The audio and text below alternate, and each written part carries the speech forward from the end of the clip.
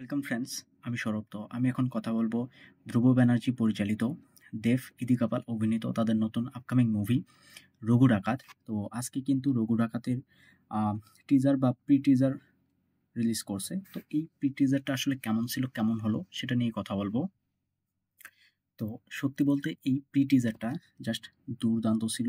দুর্ধর্ষ একটা pre teaser আমরা দেখছি, এবং যেহেতু রঘু ডাকাতের এই মুভিটার হাইপ শুরু থেকেই অনেকটাই বেশি, তো সেখান থেকে এরকম একটা প্রি টিজার এবং এমন একটা প্রি টিজার আসলে রিলিজ করা দরকার ছিল যেটা দর্শকের নজর কাড়বে কিংবা দর্শকের ভালো লাগবে। দর্শক বুঝবে যে বাংলাতে এরকম বিগ বাজেট বড় সিনেমা আসতেছে। তো সত্যি বলতে সেই জিনিসটা হয়েছে, এবং এক ঢিলে কিন্তু তারা ২ টা পাখি মারছে। এটা আমি কেন বলতেছি? প্রি টিজারটা সত্যিই দুর্দান্ত ছিল।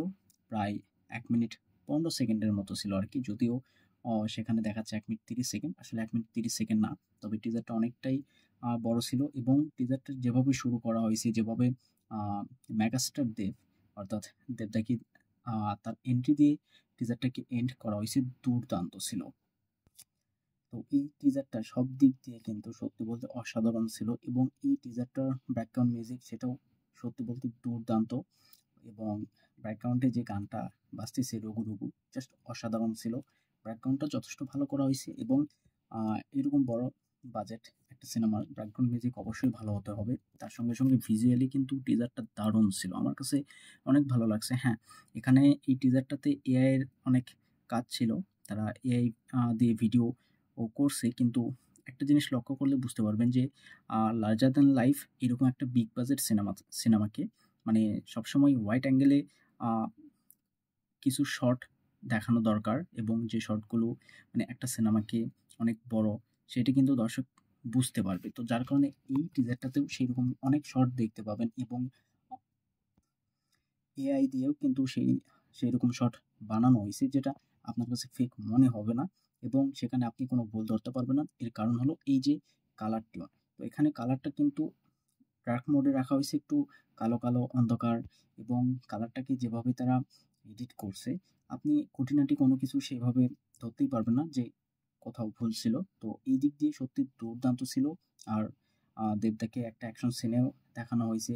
তার যেভাবে এন্ট্রি হচ্ছে মেগাস্টার দেব, এবং একজন ডাকাত, ডাকাতের আসলে যেভাবে এন্ট্রিটা হয়, তো সেভাবেই কিন্তু তো দেবদাকে বাংলা সিনেমায় অনেকভাবে ইউজ করা হয়েছে। আমরা দেখছি আম কখনো ডান্সের জন্য, তো কখনো তার হ্যান্ডসাম লুকের জন্য, কখনো তার মাসেলের জন্য, মানে নানানভাবে তাকে ইউজ করা হয়েছে। তবে এখানে রঘু ডাকাতে দেখবেন যে তার ফেসিয়াল এক্সপ্রেশন, তার ফেসটাকে, তার চোখটাকে বারবার করে আমরা পোস্টারে দেখছি কিংবা এই টিজারটাতেও দেখছি।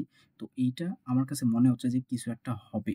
তো সত্যি বলতে রঘু ডাকাত আ খাদান যে লেভেলের হিট ছিল, তো তার থেকে বড় হিট পাওয়ার জন্য অবশ্যই খাদানের বাপকে নিয়ে আসতে হবে। তো সেখানে বলতে গেলে রঘু ডাকাত কিন্তু কোথাও গিয়ে খাদানের বাপ হতে চলেছে। আর এখানে তার ফেসিয়াল এক্সপ্রেশন কিংবা তার চোখের এক্সপ্রেশন দুর্দান্ত। আমি কালকেও বলেছি পোস্টারটাতে তার চোখের যে এক্সপ্রেশনটা ছিল সত্যি অসাধারণ। তো সেই জিনিসটাই কিন্তু এখানে আমরা দেখতে পাচ্ছি। আর আম তার হাতে আ যে যে তরোয়ালটা আমরা দেখতে পাচ্ছি, আসলে সেটাকে কি বলা হইছে আমি জানি না, কি নাম দেওয়া হইছে। তবে সেই তরোয়ালটা দুর্দান্ত, সেটা দিয়ে অ্যাকশন সিন আমরা দেখতে পাচ্ছি। তো অ্যাকশন মানে ভরপুর অ্যাকশন থাকবে, এতে কোনো সন্দেহ নাই। তবে ইদি কাপালের সেরকম কোনো সিন আমি দেখলাম না। যদিও এটা একটা টিজার ছিল, মুভিটা রিলিজের অনেক লম্বা সময় আছে, এবং এর পরবর্তীতে টিজার, ট্রেলার সবকিছুই আসবে। তো ভিজুয়ালি কিন্তু এই টিজারটা দুর্দান্ত ছিল।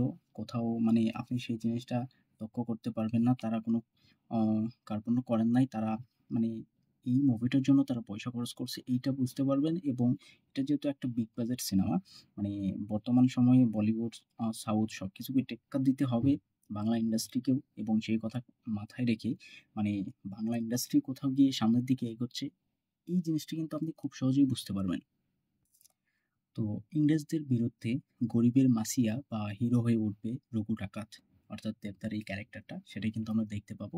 তো এই যে শটগুলো, ওয়াইড অ্যাঙ্গেলে যে শটগুলো নেওয়া হয়েছে, প্রায় অনেকগুলো শট আছে যে শটগুলো দেখতে বেশ ভালো লাগে। আমরা দেখছি যে অনেক বিগ বাজেট বড় বড় সিনেমাতে ওয়াইড অ্যাঙ্গেল শটগুলো অনেক বেশি থাকে। ইভেন খাদান কিংবা কেজিএফ, আপনি যে মুভিটাই ধরুন, ওয়াইড অ্যাঙ্গেলে সেই শটগুলোকে কিন্তু দেখানো হয়েছে, যার কারণে একটা লার্জার দ্যান লাইফ ব্যাপারটা ফিল হয়। তো এখানেও কিন্তু সেম জিনিসটা করা হইছে এবং সেটা কোথাও গিয়ে বেশ ভালো লাগতেছে। এক কথায় বলতে গেলে দুর্দান্ত এবং টিজারটার শুরু থেকেই অনির্বাণ ভট্টাচার্য তার যে ভয়েস ওভার দেওয়া হইছে এবং সেই ভয়েস ওভারের মাধ্যমে যেভাবে হিরোকে ইন্ট্রোডিউস করানো হচ্ছে, হিরোর মাত আম হিরোকে তুলে ধরা হচ্ছে। একজন হিরো সে কি হতে পারে বা কি হতে পারে না।